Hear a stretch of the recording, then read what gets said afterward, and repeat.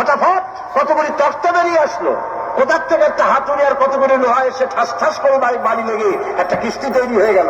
কিস্তিটা ধাবায় পড়লো নদীতে, আমি লাফ দিয়ে উঠলাম, তাই পার হয়ে আসতে যা দেরি হলো। নাস্তিক বলছে, আপনার সাথে আমি জানছিলাম যে আপনি অত্যন্ত বুদ্ধিমান মানুষ, কিন্তু যে ঘটনা শুনাইলেন আপনার স্ক্রু একটাও টাইট আছে বলে মনে হয় না, আপনার সাথে আর কোনো বহস নয়। তিনি বললেন, কেন?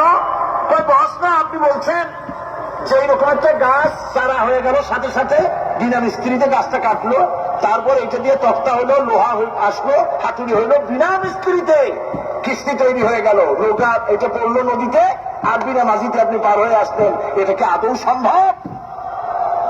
ইমাম আবু হানিফা রাহমাতুল্লাহ আলাইহি বলছেন, তোমার সাথে আমি কোন কিতাব দিয়ে ঝগড়া করব না, কোন কিতাব দিয়ে আমি তোমার সাথে বহস করব না। এই একটি দৃষ্টান্ত তোমার জন্য যথেষ্ট।